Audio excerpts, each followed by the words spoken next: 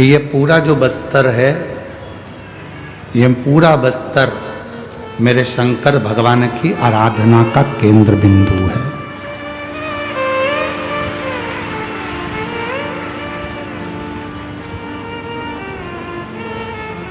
यहाँ बाणासुर ने तपस्या करी, यहाँ हिरण्याक्ष ने तपस्या करी, यहाँ स्वयं मेरी माँ जगत जननी आद्य शक्ति का दंत जो मेरे शिव को अति प्रिय था, वो दंत मेरे भगवान शंकर ने इस पवित्र बस्तर क्षेत्र में यहाँ गिराया।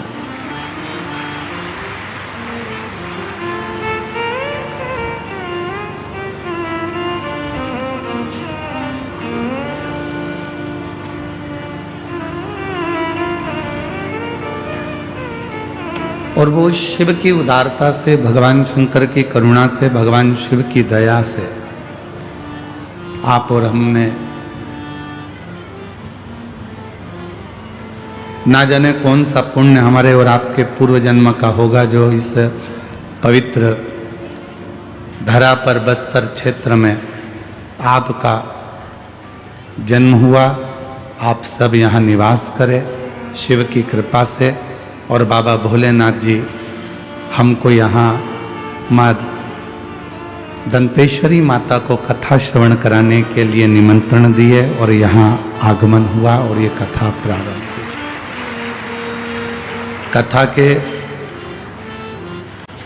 मुख्य यजमान तिवारी परिवार, स्वर्गीय अविनाश जी तिवारी, स्वर्गीय प्रमिला जी तिवारी, स्वर्गीय अश्वजीत जी तिवारी जी की स्मृति में श्री विजय प्रसाद जी, श्रीमती कमला, श्री अभिलाष जी, श्रीमती श्यामा, श्री अभिनव जी, श्रीमती शुभांगी जी, श्री सुशील जी, श्रीमती अरुणा जी, श्री अनु मेहर जी और श्री अभिजीत जी तिवारी गिदम छत्तीसगढ़ से हैं, जिन्होंने इस पवित्र कथा का दिव्य और भव्य आयोजन कराकर संपूर्ण बस्तर वासियों को बहुत खुशियां प्रदान करी है। मैं बहुत बहुत साधुवाद करता हूं संपूर्ण तिवारी परिवार का, जिन्होंने इस पवित्र कथा का लाभ स्वयं भी लिया और जनमानस को भी दिया। कथा मंडप में विराजमान स्वामी श्री विशुद्धानंद जी, शिवानंद आश्रम गुमरगुंडा दंतेवाड़ा से, उनके पवित्र चरणों को नमन करता हूँ। श्री विधायक महोदय दंतेवाड़ा विधानसभा क्षेत्र से श्री चेतराम अटामी जी, आपको भी प्रणाम करता हूँ, जो आपने अपने क्षेत्र में आगे रहकर इस कथा का बहुत दिव्यता और भव्यता के साथ में सहयोग प्रदान कर इस कथा को आयोजित करवाया। अब जिस क्षेत्र में कथा हो रही है, जिस क्षेत्र में आप और हम कथा का रसतत्व ग्रहण करने के लिए बैठे हैं,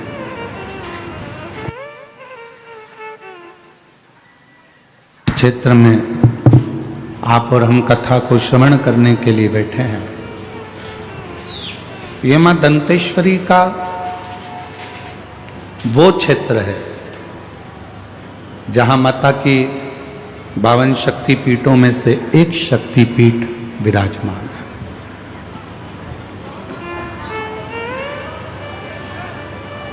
और आप सब जितने भी कथा को श्रवण करने के लिए बैठे हो, आप अपने आप को गौरवान्वित समझा करो।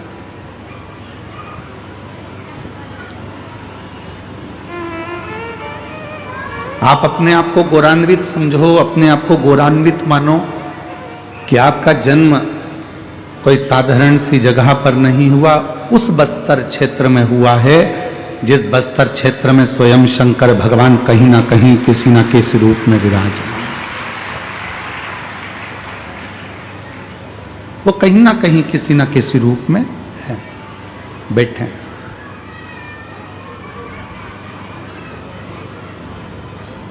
कोई उनको बूढ़ा देव महादेव कहता है, कोई उनको पाट देव कहता है, कोई उनको अंगादेव कहता है, जिसकी जो मर्जी हो, जिसका जो भाव हो, उस भाव से शिव को लोग पूजते हैं। शायद दुनिया में 2 पवित्र नदियां ऐसी हैं जिन नदियों के जल से शंकर भगवान का शिवलिंग प्रकट होता है।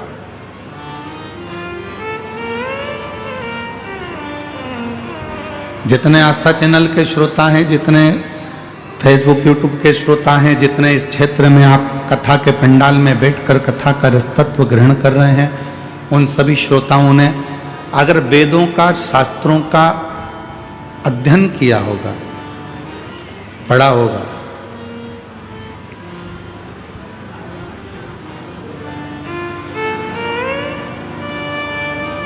भारत की भूमि की वो 2 पवित्र नदियां जिन नदियों का जल से शंकर का शिवलिंग प्रकट होता है,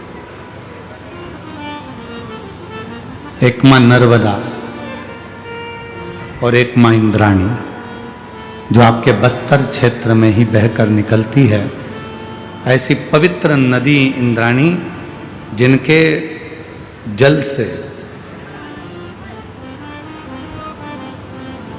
स्वयं शंकर भगवान का शिवलिंग प्रकट होता, स्वयं। और आज कहने में पीछे नहीं हटेंगे, पूरे बस्तर की भूमि को यदि खोद कर देखा जाए, या पूरे बस्तर की भूमि को खोद लिया जाए, या पूरी बस्तर की भूमि के एक एक अंश को यदि निकाल कर देखा जाए, तो पूरी भूमि पर कोई मिले चाहे ना मिले, पर पूरे बस्तर की भूमि में खुदाई में मेरे शंकर भगवान का शिवलिंग जरूर मिलेगा। यहाँ पूरी भूमि शिव की, पूरी धरा शंकर भगवान की। ऐसी कोई भूमि नहीं है, बस्तर का कोई ऐसा क्षेत्र नहीं है जहाँ शिव नहीं है। या पूरी क्षेत्र में, पूरी बस्तर के पूरे क्षेत्र में भगवान शंकर, भगवान शिव ही भगवान शिव है। और बहुत जितने 52 शक्तिपीठ हैं, उन शक्तिपीठ में जाना सरल है, 52 शक्तिपीठ में पहुंचना सरल है, पर सबसे कठिन अगर कोई शक्तिपीठ है तो मां दंतेश्वरी का शक्तिपीठ है। जब तक मां दंतेश्वरी आज्ञा ना करे, तब तक कोई दंतेवाड़ा आ ही नहीं सकता।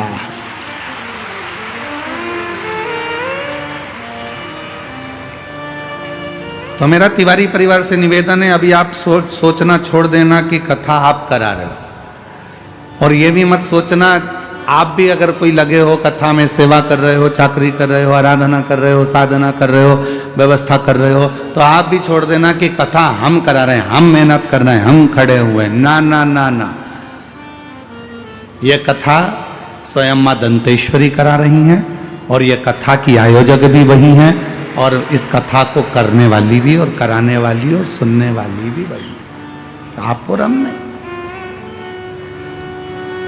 ये उसी की देन है, उसी की कृपा है, उसी की करुणा है, उसी की दया है, उसके सिवा कोई नहीं कर सकता। ये वही कर रही हैं। मां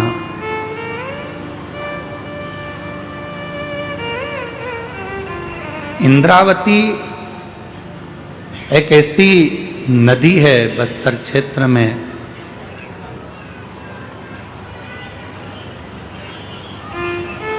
आप लोग तो आपके क्षेत्र की नदी को जानते ही होंगे, जिस नदी का जल पत्थर को भी शिवलिंग बना देता है, इंद्रावती। ये कोई शिव महापुराण की कथा कोई साधारण सी पुस्तक या साधारण सी कथा नहीं है जिसको आपने और हमने श्रवण कर लिया और अपना बस थोड़ा सा श्रवण करा, इस कान से सुना, इस कान से निकाल दिया, बचा कुचा था तो कपड़े में से झटकार कर कह दिया कि हम तो सुनकर आ गए। ये वो कथा नहीं, इसको वो कथा नहीं कह सकते। भगवान शंकर की ये वो पवित्र कथा, भगवान शिव की ये वो पवित्र शिव महापुराण की कथा है।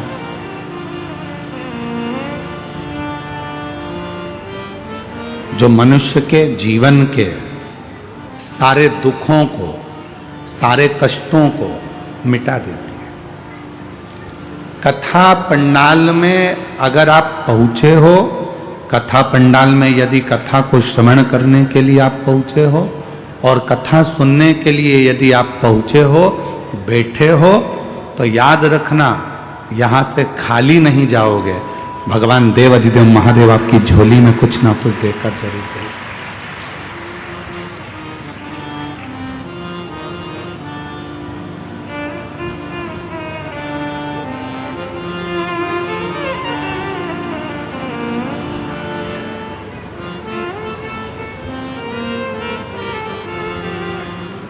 मां कुछ कृपा करे। और ये जो धरा है, दंतेश्वरी माता की जो भूमि है, यहाँ शिव और शक्ति दोनों है और दोनों से ही हमको लेकर जाना। 7 दिन की शिव महापुराण की कथा आज प्रारंभ हो रही है। 7 तारीख से 13 तारीख तक ये कथा चलेगी। 2 बजे से 5 बजे तक इस कथा का क्रम रहेगा। आरती हो तब तक बैठना है। आरती जैसे ही पूर्ण हो, खड़े हो, फिर वापिस से एक बार झुककर उस भूमि को नमन करना, उस भूमि की रज को, मिट्टी को अपने हृदय से लगाना और प्रणाम कर कर कहना, बाबा मेरा ये दुख है, इसको काट देना। हे माँ दंतेश्वरी, तेरी कृपा से आज भोले बाबा की ये पवित्र कथा यहाँ आई है। हे शिव शक्ति, हमारी तकलीफों को मिटा दे। उससे विनय कर कर जा। क्या देगा, कैसे देगा, कब देगा, क्या करुणा करेगा, ये उसके ऊपर निर्भर करता है। पर इतना विश्वास से जरूर कहते हैं कि 3 महीने के अंदर मेरा बाबा जो दिल से पंडाल के अंदर बैठकर कथा श्रवण कर लेता है, उसकी झोली भरता जरूर है, खाली नहीं है इसका, ये निश्चय।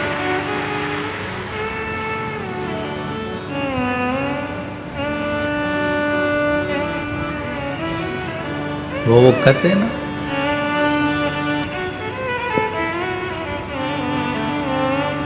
एक तू ही आधार सतगुरु, एक तू ही आधार, एक तू ही आधार सतगुरु, एक तू ही आधार। जब तक मिलो न तुम जीवन में, शांति कहाँ मिल सकती मन में। जब तक मिलो न तुम जीवन में, शांति कहाँ मिल सकती मन में। खोज लिया संसार सतगुरु, एक तुम्हीं आधार। खोज लिया संसार सतगुरु, एक तुम्हीं आधार। एक तुम्हीं आधार सतगुरु, एक तुम्हीं आधार। संसार सागर में कहीं पर भी खोज लो, शिव तत्व को पाने का सबसे सुंदर तरीका है शिव महापुराण की कथा। जब हम बैठते हैं,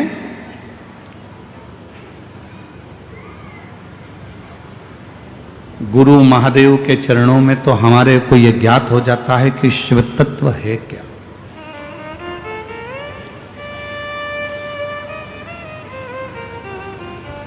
एक बहन जी ने या भाई जी ने एक पत्र लिखा, भी हमने उनका नाम नहीं पढ़ा है, ठीक है।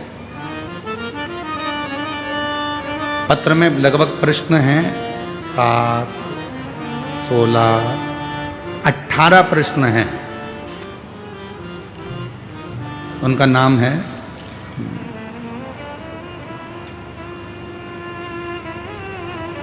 नाम नहीं है, ठीक है।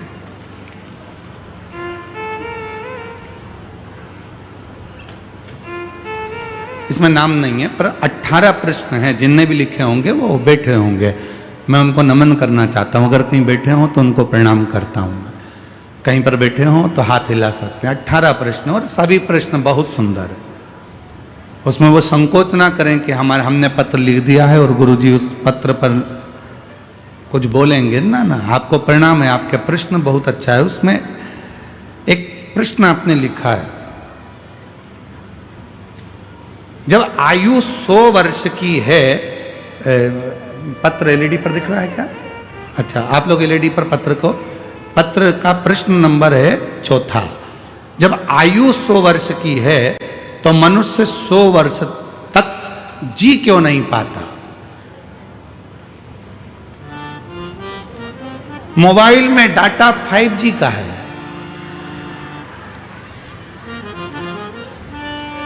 अब चाहो तो तुम उसे 2 घंटे में खर्च कर दो और चाहो तो पूरा 24 घंटा चला लो।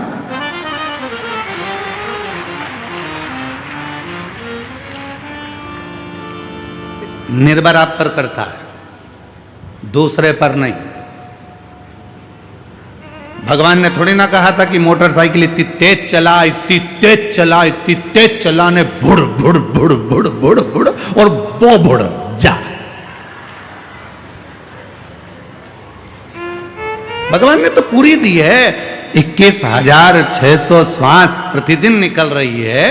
परमात्मा ने इतना अच्छा शरीर दिया है, पूरा डिपार्टमेंट अच्छा बनाया, 2 नेत्र दिए, नासिका दी, दंत दिए, हाथ दिए, पांव दिए, बुद्धि दी, सोचने के लिए अक्ल दी। उसके बाद भी तुझको मालूम है, रोज पुलिस वाले कहते हैं सीट बेल्ट लगा के रखो, हेलमेट लगा के रखो, और अगर वो रोक लेते हैं तो पुलिस वालों को बदनाम कर देते हो। उन्होंने तुम्हारी रसीद काट दी, फोन लगाते हो, मामा जी तुम हमारी इतने बड़े रिश्तेदार हो, तुम इतनी बड़ी पहुंच पे हो, और देखो जरा हमारा रसीद काट दिया, हेलमेट नहीं लगाया, हमारा रसीद काट दिया। पुलिस वाले का क्या जा रहा है, वो हेलमेट की रसीद इसलिए काट रहा है कि अगली बार तुझे सबक मिल जाए और हेलमेट लगा ले। और याद रखना, अभी तो छुड़ा देंगे पुलिस वाले से तेरे मामा, पर ऊपर एक और मामा बैठा है ना, जिस दिन पाड़ा लेके आएगा निपटा के लेके चले जाएगा। फिर मत कहना कि कोई मामा साथ आएगा।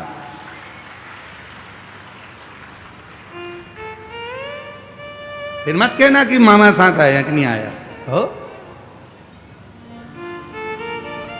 शरीर उसने दिया है, उसने थोड़ी ना कहा कि तुम इतनी तेज भागो, कि गाड़ी चढ़ाओ, कि निपटी जाओ।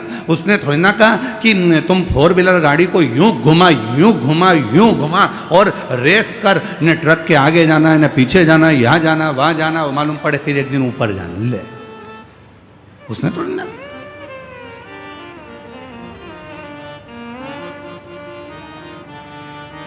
चौथे नंबर का प्रश्न है, जब आयु 100 वर्ष की है तो मनुष्य 100 वर्ष तक जी क्यों नहीं पाता? जी रहा है, कुछ लोग तो बड़ी आराम से जी रहा है, ऐसा भी नहीं है कि नहीं जी रहा। जिन्होंने व्यवस्थित जीवन को अपना बनाया है, योगा, प्राणायाम, भगवान का भजन, सात्विक भोजन, और किसी का दिल नहीं दुखाया है, अपनी जिंदगी मस्त होकर जो जिया है, वह आज भी 100 वर्ष तक जी रहा है। काय तिवारी जी, तुम्हारी उम्र कितनी है? तिवारी जी है 80। लो यहीं पे बैठे हैं, आप प्रैक्टिकल तो यहीं देख लो। 80 साल के हैं और अभी भी तंदुरुस्त, पूरे झुक के प्रणाम कर लिए महाराज जी को, और केला और नारियल अलग लिया है। अब सोचो 80 वर्ष के ये बैठे, और इनसे भी बराबर के, इनसे भी ऊपर के और बैठे होंगे। कौन नहीं जीता? अगर आप अपनी जिंदगी को सात्विक बनाओगे तो वो जीवन तुम्हारा अच्छा चलने वाला। और मालूम पड़े तुमने जिंदगी भर रो रो के, हे भगवान कौन सा पाप कर दिया, हे भगवान क्या कर दिया। कभी पड़ोसी के लिए जल जल के मरे जा रहा है, कभी इधर के लिए जल जल के मरे जा रहा है। पड़ोसी की यहाँ गाड़ी आई तो आधे कमजोर हो गए, दुबरे पतरे। रिश्तेदार पूछ रहे पहले तो अच्छी हो गई थी, आजकल दुबली क्यों हो गई। उसको क्या मालूम कि पड़ोसी का बेटा डॉक्टर बन गया, इसका बेटा ढोर बन गया। कौन समझाए? अब प्रश्न ऐसे दिए हैं, मैं इसका उत्तर पूरा का नहीं दूंगा, और दूंगा तो 18 प्रश्न में पूरी 7 दिन की कथा निकल जाएगी, पूरी 7 दिन। दुबले हो। फिर भी बीच बीच में जिन्होंने भी ये पत्र लिखा है उनको प्रणाम करता हूं। आपके 18 प्रश्न का उत्तर पूरी 7 दिन की शिव महापुराण में अवश्य देंगे। बीच बीच में इस प्रश्न का उत्तर देते रहेंगे, जिससे आपके 18 प्रश्न पूर्ण हो। 18 प्रश्न। 100 वर्ष का जीवन है, मनुष्य इतना कम क्यों जी रहा है? आपके पास में मोबाइल में बैलेंस है, तुम चाहो तो जल्दी खत्म कर दो और तुम चाहो तो चला, महीने भर चला तो क्या दिक्कत, कौन मना कर रहा? आपके ऊपर निर्भर करता है। जियो, बहुत कीमती शरीर मिला है, ये शरीर वापिस नहीं मिलने वाला। मेरी जीजियों, मेरे जीजाओं और मां दंतेश्वरी के धाम में रहने वाली मेरी आद्य शक्तियों और यहां पर विराजमान सभी मेरी बेटियों, बेटाओं, मेरी माताओं, मेरे बुजुर्ग, माता पिता तुल्य आप सब विराजमान। बहुत कीमती शरीर।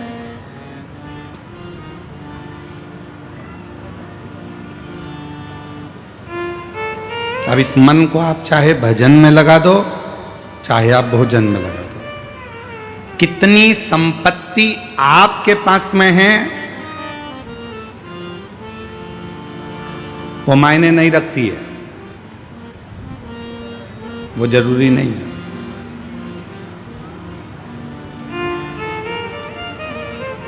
कितना पैसा तुम्हारे पास बढ़ गया वो मायने नहीं रखाता। आपके पास में कितनी प्रतिष्ठा है, कितनी इज्जत है, कितना वैभव है, कितना धन है, कितनी संपत्ति है, कितनी जमीन है, कितने तुम्हारे पास में वैभव है, कितनी गाड़ियां हैं, कितना धन है, कितनी संपत्ति है, वो मायने नहीं रखाता है। शिव महापुराण की कथा कहती है सबसे ज्यादा मायना रखाता है संपत्ति हो चाहे ना हो, गाड़ी हो चाहे ना हो, वैभव हो चाहे ना हो, चाहे तुम्हारे पास में जमीन हो चाहे ना हो, पर जिस जगह पर रह रहे हो और जिस अवस्था में रह रहे हो तुम्हारे चेहरे पर स्माइल होना जरूरी है। बाकी के कुछ है कि नहीं है उससे मतलब कोई मतलब। तुम कितने, हमने कई लोगों को देखा, अभी अभी एक हमने अखबार में पढ़ा था कुछ दिन पहले कि एक बड़े सारे संत ने खुद को मार लिया, सुसाइड कर लिया। क्यों? कारण क्या है? वैभव है, धन है, दौलत है, संपत्ति है, सत्ता है, सब कुछ है, पर व्यक्ति अंदर से खुश नहीं है।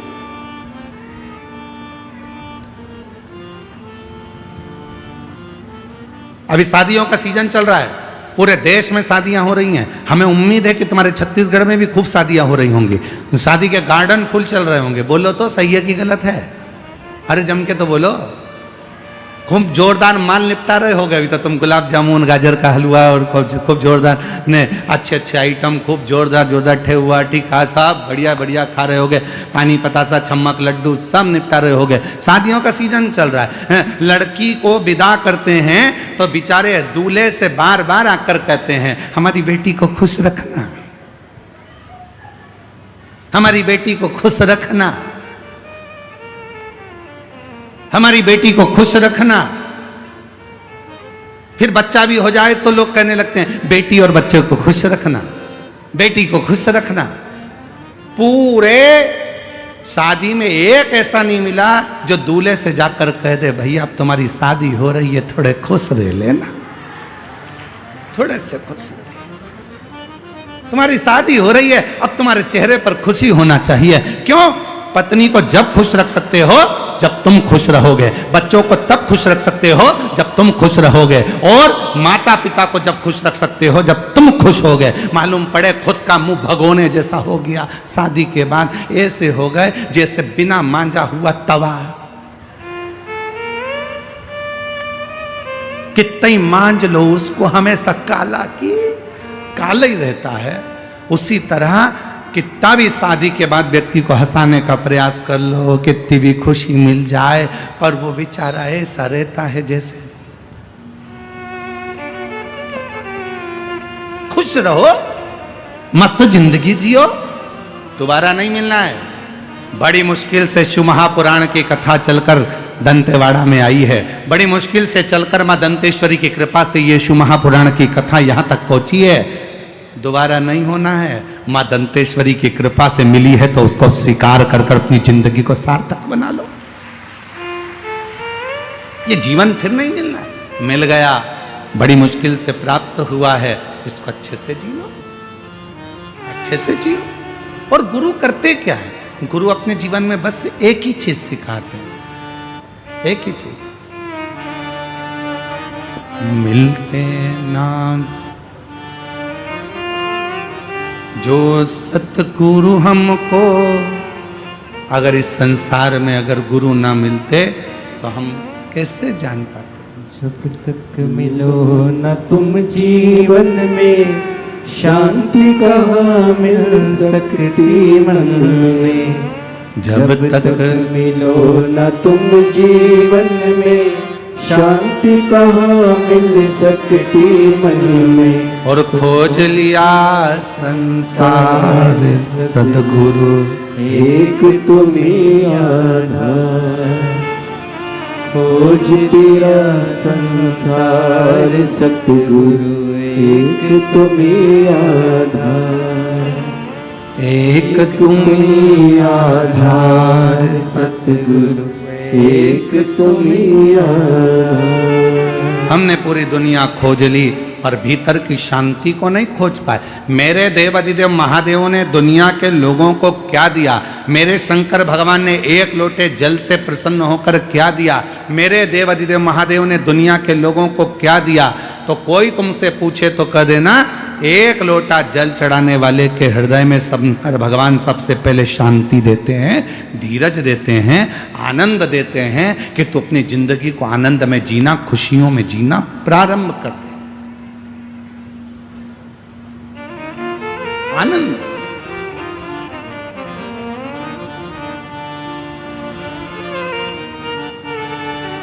क्या मिला? अगर कोई आपसे पूछे कि शिव पुराण की कथा में गए थे, आज पहले दिन की कथा थी, तुम लोग गए थे कथा में, क्या मिला? खूब आनंद मिला जी, खूब आनंद। और हमने सुना है कि बाबा सुनता है। हाँ, हमने भी सुना है सुनता है, पर 7 दिन की कथा में जब हम बैठेंगे, श्रवण करेंगे, झोली पसार कर जब बाबा से अपने दिल की बात कहेंगे, तो मैंने सुना है 3 महीने में पूर्ण कर देता है, वो झोली जरूर भर देता है, वो भरेगा जरूर, उसका इंतजार करेगा। जब आनंद की अनुभूति होगी, हमें भीतर से आनंद ही ना आवे तो हम काय की जिंदगी जी रहा।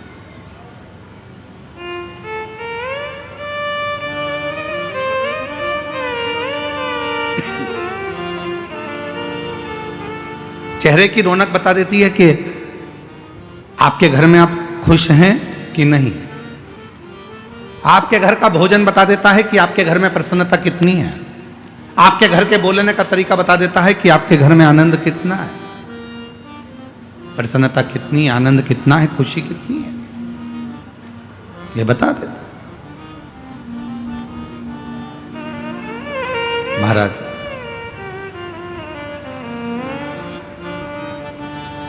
मेरा निवेदन है मेरी जीजियों से, जितने आस्था चैनल पर कथा श्रवण कर रहे हैं, जितने फेसबुक यूट्यूब पर कथा श्रवण कर रहे हैं, और जितने इस पवित्र शिव महापुराण की कथा में बैठकर कथा को श्रवण कर रहे हैं, गीतम दंतेवाड़ा की इस पवित्र धरा से,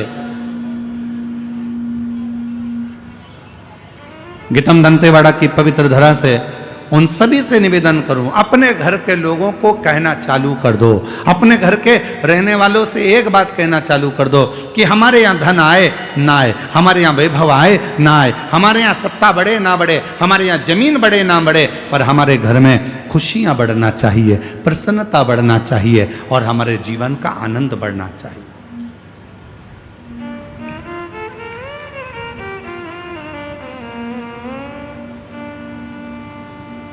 हमारे जीवन का एक आनंद बढ़े, और वो आनंद हमें परमात्मा के करीब में लेकर जाए। फिर निवेदन है, कितनी संपत्ति बढ़ रही है ना बढ़ रही उससे मतलब नहीं, तुम्हारे चेहरे पर खुशी बढ़ रही कि नहीं बढ़ रही, प्रसन्नता बढ़ रही कि नहीं बढ़ रही, वो जरूर।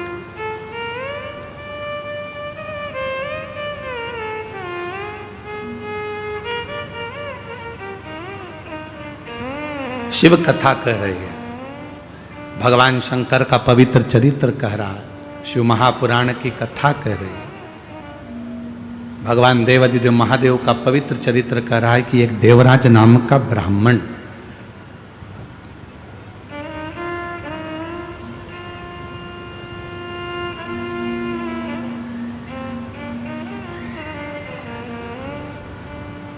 और वो देवराज नाम का ब्राह्मण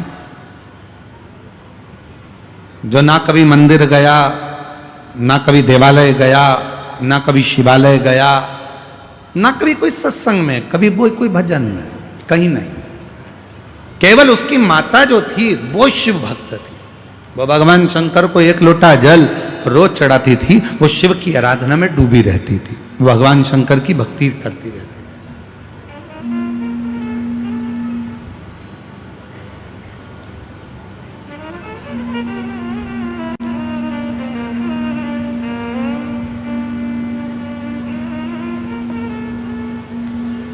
भगवान देवादिदेव महादेव की आराधना में वो लगी रहती थी। देवराज नामक का ब्राह्मण जिसका परिवार अच्छा था, घर में सब कुछ था, पत्नी भी अच्छी थी, बच्चे भी अच्छे थे, सारा परिवार ठीक था, बस एक काम गलत कर बैठा, एक पर स्त्री के संपर्क में आ गया। और हमने पहले भी कथा में काज फिर कहते हैं, पराई नारी और पराया धन जिंदगी को बर्बाद कर देता।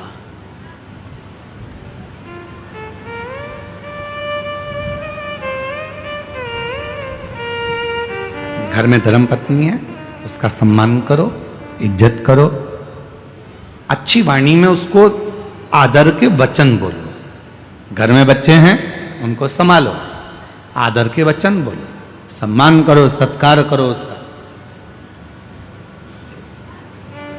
दूसरी नारी को आप इतना आदर देते हो, इतना प्रेम से बोलते हो, इतना स्नेह से बोलते हो, उतना ही प्रेम और स्नेह से घर की नारी से बोल लो ना, तो तुम्हारे लिए घी की चुपड़ी हुई रोटी रोज लाके धर दे, इतने प्रेम से। ना जाने पर वो वाणी कहां चली जाती, वो आदर के शब्द कहां चले जाते हैं, वो सम्मान के शब्द कहां चले जाते हैं, वो आदर के व्याख्यान कहां चले जाते हैं।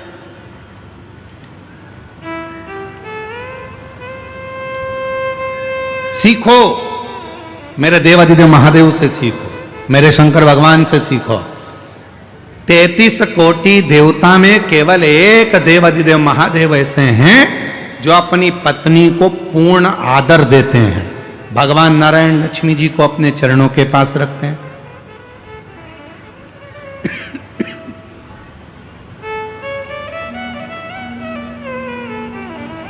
ब्रह्मदेव माता ब्रह्माणी को अपने करीब में रखते हैं।